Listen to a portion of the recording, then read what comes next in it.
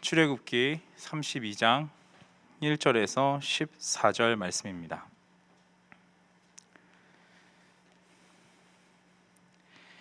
하나님의 말씀을 한 절씩 교독하시겠습니다. 백성이 모세가 산에서 내려옴이 더딤을 보고 모여 아론에게 이르러 가로되 일어나라, 우리를 인도할 신을 우리를 위하여 만들라. 이 모세 곧 우리를 애굽 땅에서 인도하여 낸 사람은 어찌 되었는지 알지 못함이니라.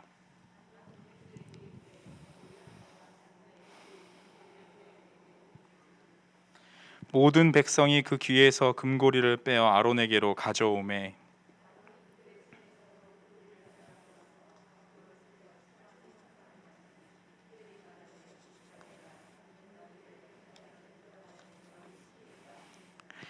아론이 보고 그 앞에 단을 쌓고 이에 공포하여 가로되 내일은 여호와의 절일이니라 하니,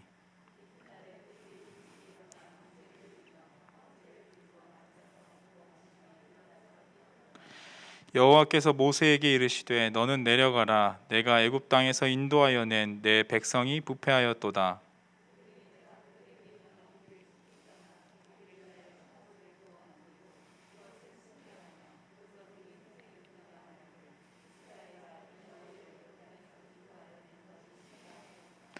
여호와께서 또 모세에게 이르시되 내가 이 백성을 보니 목이 곧은 백성이로다.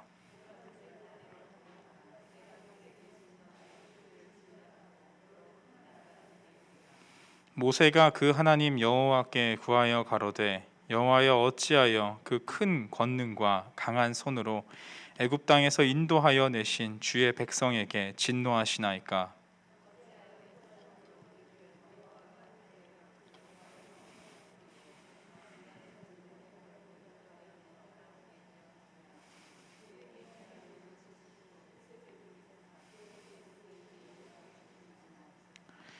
주의 종 아브라함과 이삭과 이스라엘을 기억하소서. 주께서 주를 가리켜 그들에게 맹세하여 이르시기를 내가 너희 자손을 하늘의 별처럼 많게 하고 나의 허락한 이 온 땅을 너희의 자손에게 주어 영영한 기업이 되게 하리라 하셨나이다.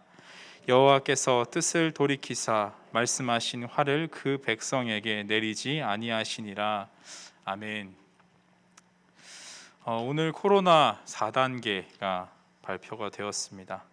거리두기 4단계가 발표되는 것을 보고 이제 좀 적응이 되나 했는데 아니었나 봅니다. 미국에서는 새로운 변이인 엡실론 바이러스가 심지어 나왔다고 하고 우리나라에서는 델타 바이러스로 바짝 긴장을 하고 있는 상황입니다.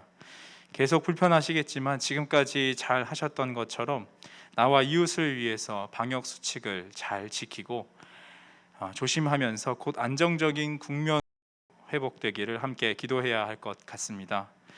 우리는 계속해서 코로나 상황이 신속하게 안정이 되고 경제가 또 회복되며 교회에 함께 모여서 자유롭게 예배할 날을 우리는 기도해 왔었습니다.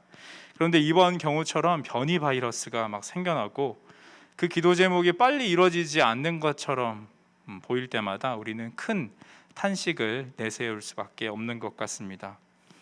코로나19뿐만 아니라 우리는 일반적으로 나의 기도 제목이 거절당하는 것 같은 경험을 할 때마다 믿음이 흔들리는 것을 경험하게 됩니다. 하나님이 과연 나의 기도를 듣고 계신지, 내 기도는 언제쯤 응답을 받게 되는 것인지 의심을 합니다. 그럴 때 우리는 하나님 외에 다른 것을 의지하게 될 때가 많습니다. 내가 노력이 혹시 부족하지는 않았는지 더 노력에 박차를 가하거나 사람을 의지해서 어떻게든 목표한 것을 이루고자 합니다.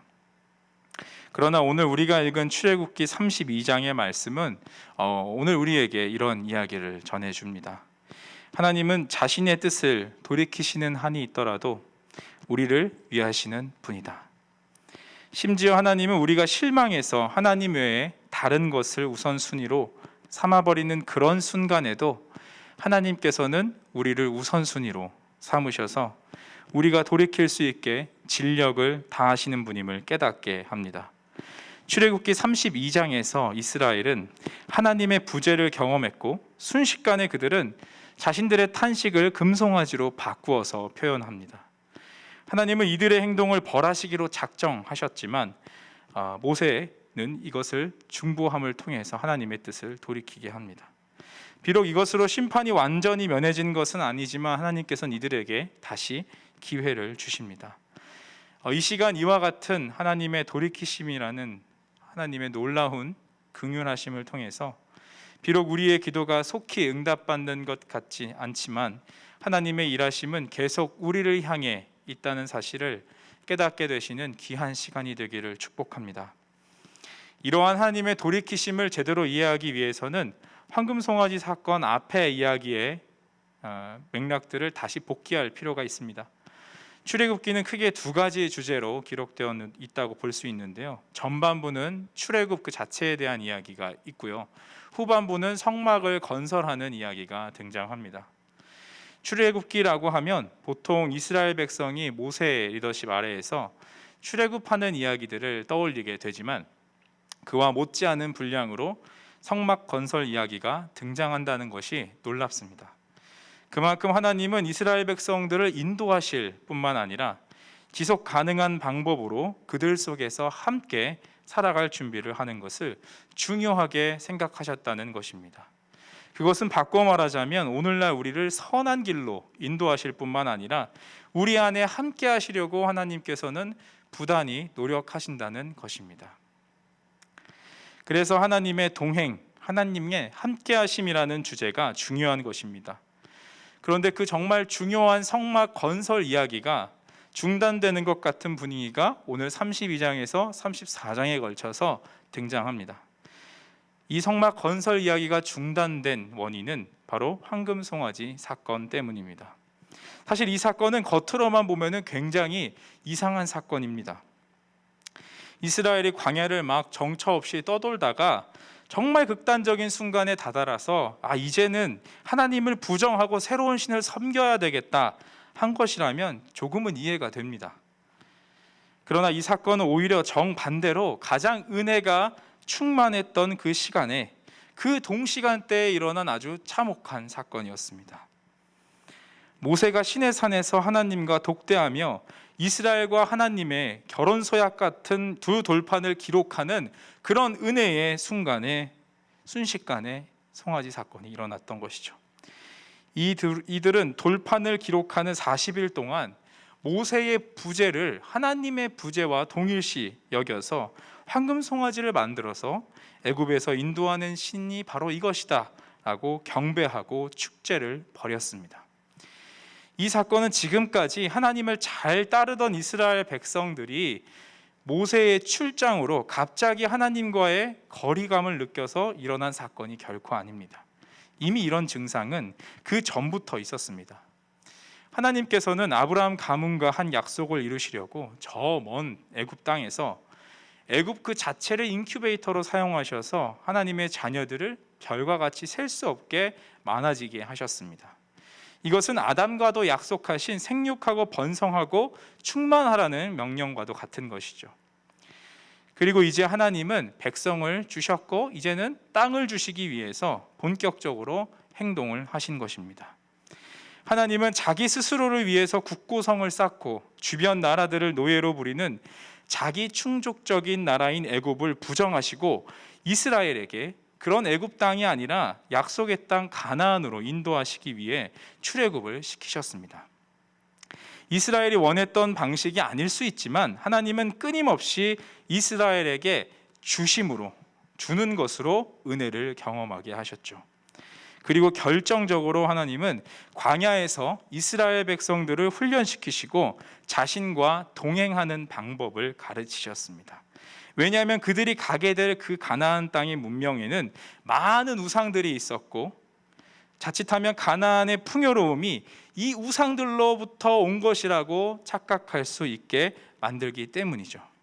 그래서 그 아무것도 없는 광야라는 곳에서 하나님은 길을 내셨고 그들을 먹이셨고 그들을 입히심으로 모든 것이 창조주 하나님으로부터 온 것임을 미리 깨닫게 하신 것이죠. 이스라엘은 이것을 몸소 체득하면서 앞으로 하나님보다 눈에 잘 보이는 우상들이 있는 환경에서도 넉넉히 견디고 이길 힘을 얻게 되는 것이었습니다. 그러나 이스라엘은 그 훈련 과정 속에서 아담과 같은 반역을 또다시 저지르게 됩니다. 여전히 애굽을 잊지 못하고 출애굽이 아니라 다시 애굽으로 돌아가고자 했습니다. 진짜 온 땅을 다스리시고 사람을 위하시는 분이 바로 참 하나님이심을 깨닫지 못하고 눈으로 보이는 번쩍번쩍 황금을 두른 애굽의 신들을 동경하고 그들의 소산물에 취해버렸던 것입니다. 하나님은 그 모든 것을 다스리신다고 창세기에서 창조기사와 족장들의 이야기를 통해서 이미 나타내 보이셨지만 눈에 보이는 것에 약한 우리들은 한순간에 그렇게 빠져들게 되는 것입니다. 이스라엘은 또한 그 대단한 홍해를 건넌 사건 직후에도 얼마 지나지 않아서 불평하는 모습을 보였던 것을 여러분 기억하실 것입니다. 홍해를 건너며 하나님이 함께 하시는 은혜와 그 장엄함을 경험한 이스라엘에게 그 은혜와 감격이 얼마나 갔는 줄 아십니까? 딱 3일 갔습니다. 우리 출애굽기 15장 22절을 함께 읽어보도록 하겠습니다. 같이 읽겠습니다. 모세가 홍해에서 이스라엘을 인도하며 그들이 나와서 수르 강야로 들어가서 거기서 사흘 길을 행하였으나 물을 얻지 못하고. 작심삼일의 원조가 바로 여기 있는 게 아닌가 싶습니다. 홍해에서 물을 막 자유자재로 다루셨던 하나님을 경험했던 이스라엘이 바로 그 물 때문에 3일 만에 불평하는 모습이 여기서 극명하게 대조됩니다. 시내산에서 모세가 율법을 기록하는 동안 40일 참은 것이 다시 생각해 보면 이제 이스라엘이 조금 컸구나 할 정도로 대단해 보이기도 합니다. 그럼에도 하나님은 이들을 끝까지 데리고 가시려고 여호와 라파 치료의 하나님으로 나타나셔서 이들을 고쳐주시고 회복시켜 주셨습니다.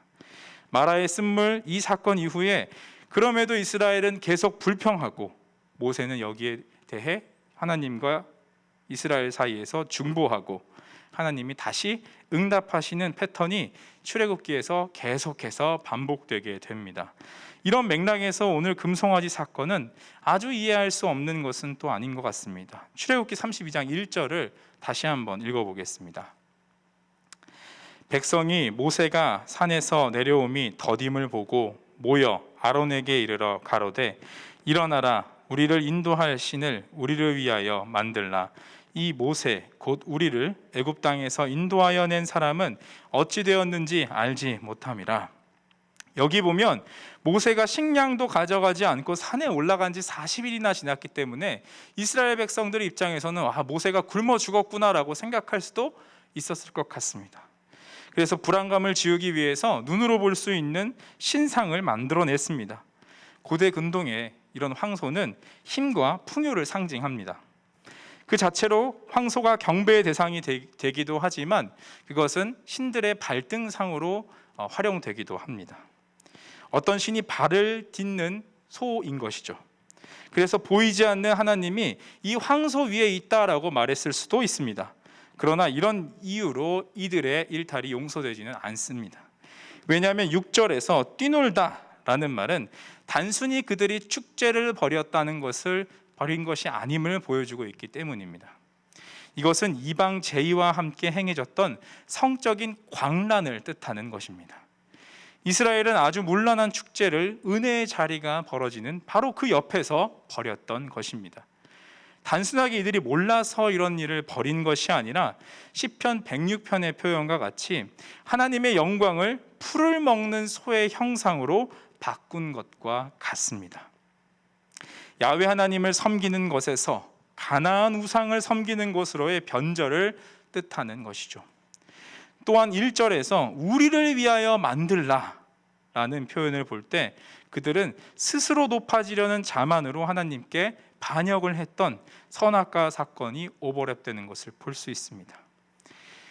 이런 이스라엘의 모습은 우리의 모습과도 너무나 맞닿아 있습니다. 우리도 늘 은혜의 자리에 있지만 하나님의 뜻과 하나님의 타이밍을 구하는 것이 아니라 하나님은 이런 하나님이면 좋겠고 내 기준과 내 시간에 하나님의 기도가 이루어졌으면 좋겠다라는 생각을 합니다.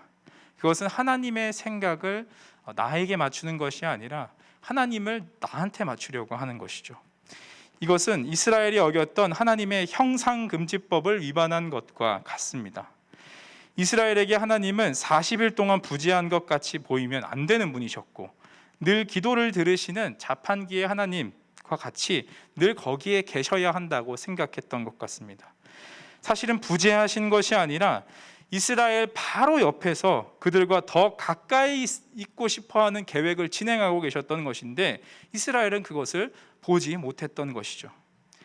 그리고 이들에게는 하나님께서 위기의 순간에 짜잔 나타나셔서 모든 어려움을 해결해 주시는 그런 기계 장치의 신과 같았어야 했습니다. 그런데 이런 기대와 달리 하나님은 하나님의 방법대로 일하시는 굉장히 자유로운 하나님이셨습니다. 신실하신 하나님은 동시에 인간이 예측할 수 없는 자유로운 하나님이신 것이죠. 다만 하나님의 자유로우심은 우리가 생각하는 그리스의 신들처럼 변화무쌍하고 자기 기분대로 행동하는 그런 모습과는 다릅니다. 하나님은 하나님의 이름을 위해서 자유롭게 행동하시는 분이십니다. 이런 하나님의 자유로우심 때문에 생겨난 그 공간에 우리가 거할 수 있게 되는 것입니다. 만약 하나님이 신실하시기만 하셨다면 모세에게 제안하셨던 것처럼 지금 너희들이 아니라 아주 새로운 백성들로 나의 나라를 만들어 보자라고 제안하셨을 수도 있습니다. 그러나 그 자유로우심 때문에 모세의 중보를 들으시고 뜻을 돌이키시고 이스라엘을 포기하지 않으시고 계속 하나님 나라 프로젝트를 진행하시기로 결정하십니다. 우리가 여기서 또 한 가지 주목해야 할 것은 바로 모세의 중보 기도입니다. 왜냐하면 하나님의 뜻을 돌이키는 것은 다른 것이 아니라 중보자의 생명을 건 탄식과 중보 기도이기 때문에 그렇습니다. 하나님은 아무렇게나 자신의 뜻을 돌이키시는 분이 아니십니다. 그렇다고 누군가의 노력이 꼭 필요한 것도 아닙니다. 그러나 하나님은 자신의 이름을 위해서 언약을 세우신 바로 그 하나님의 기억을 자극하고 나 자신의 안위보다 타인을 위하는 자기희생적 중보 기도는 그 뜻을 돌이키기에 중요한 역할을 할 수 있는 것입니다. 그렇기 때문에 하나님은 모세의 중보 기도를 들으시고 뜻을 돌이키셨던 것이죠.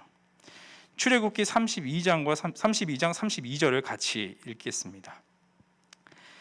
그러나 합의하시면 이제 그들의 죄를 사하시옵소서.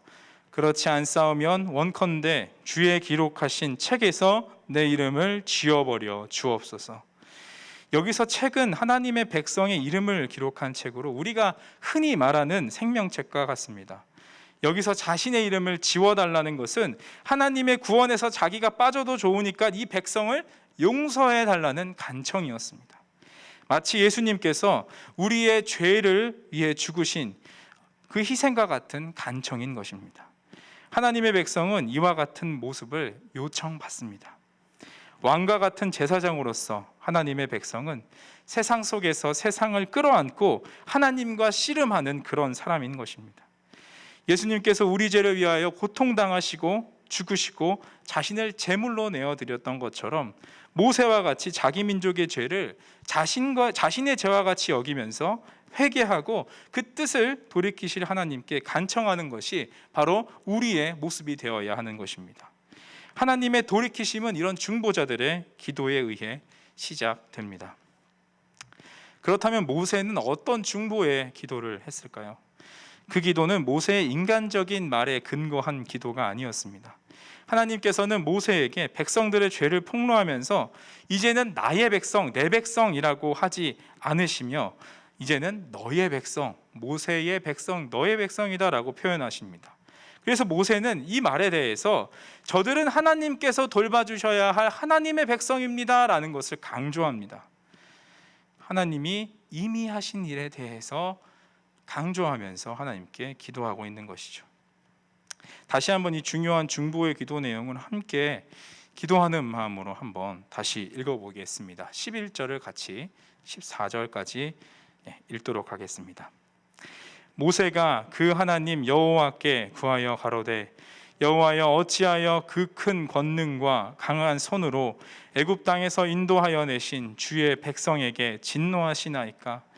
어찌하여 애굽 사람으로 이르기를 여호와가 화를 내려 그 백성을 산에서 죽이고 지면에서 진멸하려고 인도하여 내었다 하게 하려 하시나이까. 주의 맹렬한 노를 그치시고 뜻을 돌이키사 주의 백성에게 이 화를 내리지 마옵소서. 주의 종 아브라함과 이삭과 이스라엘을 기억하소서. 주께서 주를 가리켜 그들에게 맹세하여 이르기를 내가 너희 자손을 하늘의 별처럼 많게 하고 나의 허락한 이 온 땅을 너희의 자손에게 주어 영원한 기업이 되게 하리라 하셨나이다. 여호와께서 뜻을 돌이키사 말씀하신 화를 그 백성에게 내리지 아니하시니라. 아멘. 모세는 세 가지 이유로 하나님께 뜻을 돌이키실 것을 요청했습니다. 먼저 하나님께서 이들을 애굽에서 구원하셨기 때문에 진노를 거두셔야 된다고 요청합니다. 두 번째로 하나님의 명예, 하나님의 이름을 위해서 진노를 멈춰달라고 기도합니다. 만약 하나님께서 애굽에서 건져내신 이들이 심판을 당한다면 애굽 사람들은 하나님이 이스라엘을 심판하기 위해서 거기서 건져내었다라고 조롱할 것이 뻔하기 때문입니다 라고 이야기하는 것이죠. 세 번째로 하나님이 이스라엘의 조상들과 맺은 언약을 근거로 용서를 구합니다. 모세는 하나님께서 아브라함의 자손을 별과 같이 되게 하시며 영원한 기업되게 약속하시지 않으셨습니까? 하나님과 맺은 언약을 기억하셔서 진노를 거두어 주십시오라고 기도하고 있는 것입니다. 모세는 여기서 의도적으로 이삭과 야곱이라고 하지 않고 이삭과 이스라엘이라고 말하면서 야곱에게 주신 약속이 지금도 이스라엘에게 유효한 것임을 힘주어 말하고 있는 것입니다. 신명기에서는 모세가 이런 기도를 무려 40일 동안 하나님 앞에 밤낮으로 했다고 증언하고 있습니다. 신명기 9장 25절에 그때 여호와께서 너희를 멸하겠다 하셨으므로 내가 여전히 40주야를 여호와 앞에 엎드리고, 이렇게 모세는 혼신을 다해서 기도했지만 이와 대조적으로 아론은 책임을 져야 하는 입장에 있으면서도 다른 사람에게 책임을 전가하려는 모습을 보이고 있습니다. 32장 21절과 22절을 제가 읽겠습니다. 모세가 아론에게 이르되 이 백성이 내게 어떻게 하였기에 내가 그들로 중죄에 빠지게 하였느뇨? 아론이 가로되 내 주여 노하지 마소서. 이 백성의 악함을 당신이 아시나이다. 아론은 모세의 추궁에 이 사건의 책임이 자신이 아니라 악한 백성에게 있다고 책임을 전가합니다. 마치 하와가 선악과를 줘서 나는 먹을 수밖에 없었습니다 라고 말하는 핑계대는 아담의 모습과 같습니다. 또한 송아지 역시 불에 금을 넣었더니 저절로 나왔어요 라고 하는 그런 변명을 합니다. 여기서 두 지도자의 모습이 대조를 이룹니다. 죄 짓는 일에 동참하지 않았어도 죄인들의 운명에 기꺼이 동참하려는 모세와 죄 짓는 일에 동참하고도 죄인들의 운명에 동참하지 않으려는 아론의 모습이 대조가 됩니다. 이런 대조는 어디서부터 기인했던 것이냐? 바로 하나님에 대한 알므로부터 기인한 것입니다. 모세는 하나님께서 형상을 금지하신다라는 것을 이미 알고 있었고, 아론은 백성들의 요구를 곧 하나님께서도 그렇게 원하실 수도 있다는 하나님의 말로 들었던 것입니다. 쉽게 말해서 모세는 하나님의 마음을 알았고 아론은 잘 알지 못했던 것입니다. 그것은 19절에 모세의 분노를 보면 더 잘 알 수 있습니다. 19절에 보면 진에 가까이 이르러 송아지와 그 춤추는 것을 보고 대노하여 손에서 그 판들을 산 아래로 던져 깨뜨리니라. 이 분노는 단순히 화가 남이 아니라 하나님의 마음을 대변하는 분노였습니다. 모세는 하나님의 마음을 알았기 때문에 하나님께서 주신 귀중한 언약인 그 돌판도 깨트릴 수 있었던 것이죠. 이와 같은 분노와 중보기도 덕분에 이스라엘과 심지어 아론도 심판을 유예받게 됩니다. 모세는 이어서 두 번째 중보기도를 통해서 이스라엘의 죄를 자백하고 하나님의 임재가 성막으로 지속될 수 있는 기반을 마련하게 됩니다. 지금까지 살펴본 것과 같이 하나님은 신실하시지만 동시에 자유로우신 분입니다. 그러나 하나님의 자유는 하나님의 거대한 이야기 안에서 질서를 갖습니다. 우리는 일종의 그 혜택을 누리고 사는 것일지도 모릅니다. 하나님은 자신의 정하신 뜻을 돌이키는 순간 자신의 신실함이 위협을 받습니다. 그럼에도 하나님은 그 거대한 서사 안에서 그 신실하심을 지향하면서 자신의 뜻을 돌이키십니다. 그렇기 때문에 우리에게는 잠깐 그 뜻이 변해서 하나님의 신실하심이 없는 것처럼 보이지만 시간이 지나면 그 일로 오히려 선한 일이 이루어졌음을 알 수 있게 되는 것이죠. 이처럼 하나님의 자유는 그 신실하심을 기반으로 작동합니다. 우리는 그렇기 때문에 우리 기대와 다른 결과물들을 보고 실망하지 않을 수 있게 되는 것입니다. 그럼에도 우리는 당장의 우리 눈앞의 혼란함 때문에 하나님의 자유로우심과 신실하심을 기대하지 못하고 인내하지 못할 때가 너무 많습니다. 그리고 문제 앞에서 그 문제를 놓고 씨름하며 기도하는 신앙은 너무나 당연하지만 어떤 사람들은 그 기도조차 못하고 힘들어하는 상황이 있을 수도 있습니다. 우리는 그들까지도 끌어안고 그들과 함께 하나님과 우리 사이를 중보할 수 있어야 합니다. 예수님께서도 하나님과 우리 사이의 관계를 회복시키시려고 자신을 내어주시면서까지 중보하셨고 이제는 우리도 그 길 위에 서기를 요청하고 계십니다. 자신의 뜻을 돌이키시면서까지 우리를 사랑하시는 하나님이 어찌 우리에게 선한 것으로 응답하지 않으실 수 있겠습니까? 하나님께서 우리의 생각보다 크신 하나님이심을 항상 기억하면서 하나님의 말씀 앞에 하나님 백성답게 살지 못했던 우리의 죄를 회개하며 하나님께서 이루실 하나님 나라 일에 우리도 순종함으로 반응해야 할 것입니다. 하나님께서 이스라엘을 포기하지 않으셨듯이 이렇게 순종하는 여러분들을 절대 포기하지 않으실 것입니다. 하나님의 도움이 그 어느 때보다 절실한 강야와 같은 이 세상에서 우리는 의지해야 할 분이 누구인지를 분명하게 알고 기꺼이 서로를 위해서 중보하는 삶을 살 때 하나님의 나라는 우리의 이런 순종과 중보로 조금씩 확장될 것입니다.